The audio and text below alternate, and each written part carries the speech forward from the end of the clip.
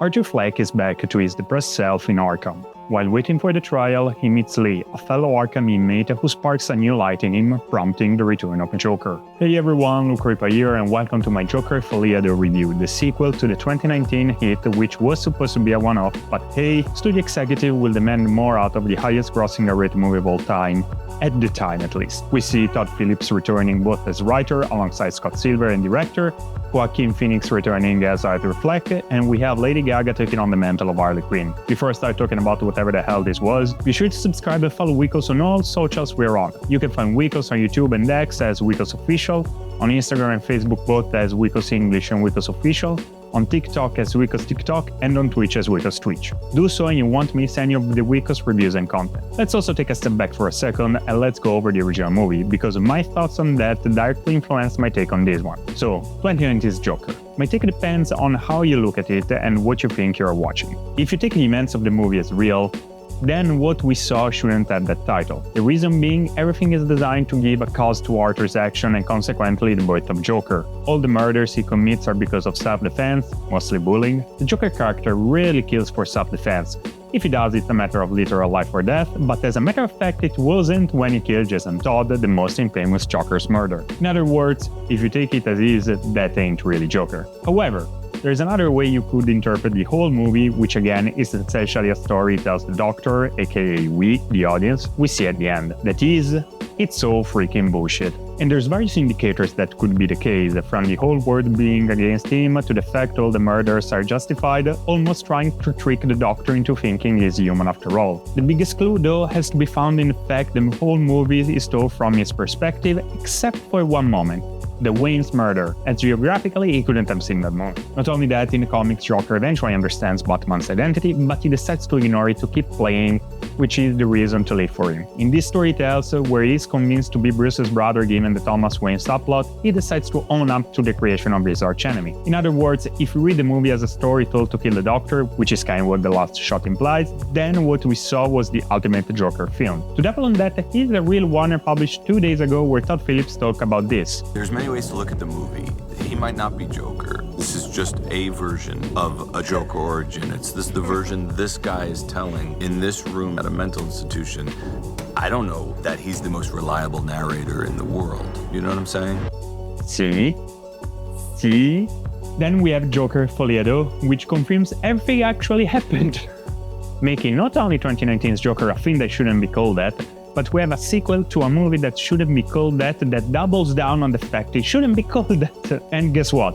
That's the list of the problems Joker Folie à Deux presents. For starters, as you know, this is somewhat of a musical, and more specifically a jukebox musical. That is a musical where all songs are pre-existing ones, and I guess Rock of Ages is the primary example of that. Differently from Rock of Ages though, the musical numbers completely hold the story, showing something that may or may not have some symbolism here and there, but ultimately feeling completely useless. Not only that, they are an active source of frustration. To give them some sort of weight, they are of course put in important moments.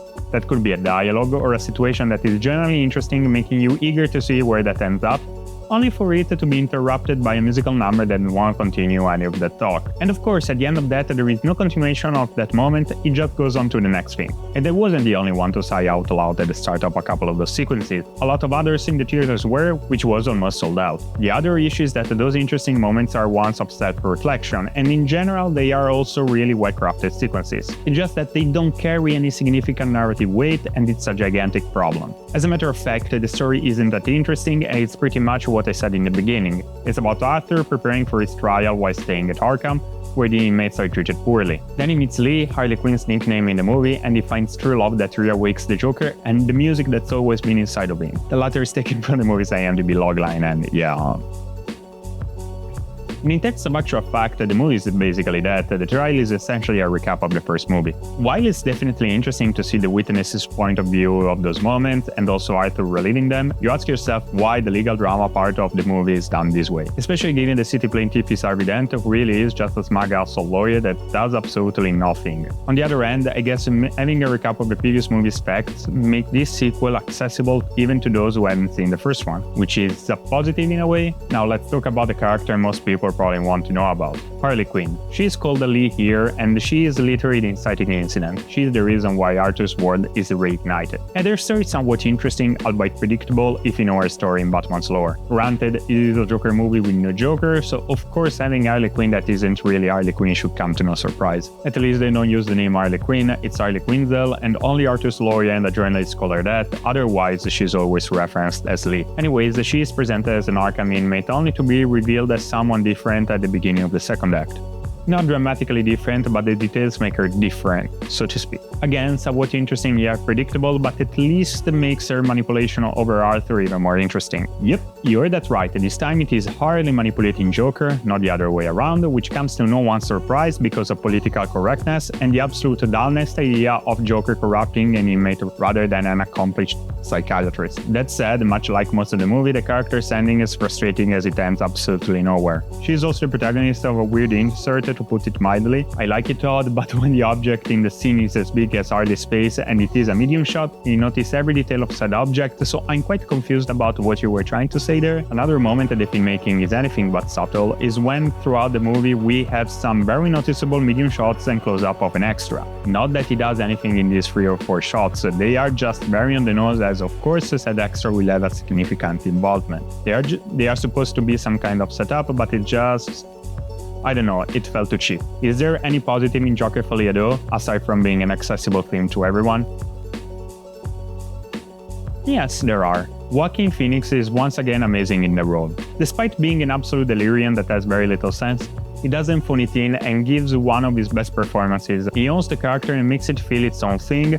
You don't really see Phoenix playing Arthur, you see Arthur. Even in the musical numbers, he is really impressive, and when he is Joker in those, in some moments he really feels like an actual believable Joker. Different story for Lady Gaga, who really looks like Lady Gaga playing Harley Quinn, or trying at least. You really don't see a character while watching her performance, especially during the drama, as her casting was probably the reason we got a musical in the first place. Of course, I'm not saying she's not putting effort, I can see the effort, I'm saying that Gaga is now too much of a public figure to try and become a convincing actress for the audience. Madonna encountered the same issue with the career, with the exception of Evita, and in fact eventually gave up on acting. With Lady Gaga, I believe her Evita was A Star Is Born. We also have Brendan Gleeson here, as he plays Jackie Sullivan, the main Arkham guard, who is somewhat sympathetic towards Arthur, only to physically abuse him and the other inmate. Brendan does a good enough performance, but Sullivan is still an archetype, so be aware of that. We also have Zazie Beetz and Lee Gill returning for small roles, but both give him good moments, and Catherine Keener as Arthur's lawyer. We also have a cameo from Steve Coogan, who plays a journalist, which can be quite amusing if you can't put Alan Partridge outside of your head. The best part of the movie though is the cinematography, the directing, and the production design. Joker 2 is absolutely stunning from start to finish, probably the most beautiful looking movie I've seen and I will see this year. And again, Lawrence Sher really outdid himself, and I would see no problem if the film was at the forefront of next year's awards season for cinematography categories. When it comes to the soundtrack, Hildur Guðnadóttir also returned and did well, but her work is overshadowed by the songs, as it will be the only thing the audience will remember music-wise. So, what's my verdict on Joker Folie à Deux? It is a delirium, and it is a freaking frustrating piece of narration. The movie doesn't really go anywhere, it doesn't add anything to the first one, but rather subtracts given the first act. The fact it was a delirious movie was evident by the pretentious title, which roughly translates to Madness for Two, and it becomes even more so at the WAP animated opening. But it's so absolutely nonsensical and useless that it's hard for me to find a reason to enjoy this without looking at it as a filmmaker, hence as a studio movie that wants to say fuck it at the formula. From that point of view, it's entertaining, but 99% of the audience isn't that and wanted a proper sequel. And this isn't that. It's a story that is being told from a filmmaker that really made a subversive movie in 2019, whose interpretation wasn't the factual one, if we are to rely on that reel I showed you before, and all the hints he put in the movie itself. But of course, with Joker grossing over $1 billion on a $55 million budget, Warner forced them to make a sequel. They got $200 million, and they made this wacko piece of film that really feels like a troll to the executives and the audience who wanted an actual sequel. They got one, it just doesn't go anywhere and never wanted to do so. Overall, I gave Joker Folie à Deux a 6.5 out of 10. A gorgeous whatever the fuck this is. It's just that 6.5 shouldn't cost $200 million. Just saying. That's it for this review. Did you watch Joker Folie à Deux? What did you think about it? Do you agree with my take? Let me know down in the comment. Remember to leave a like if you liked the video and subscribe. My name is Luke Ripa, and I'll see you next time.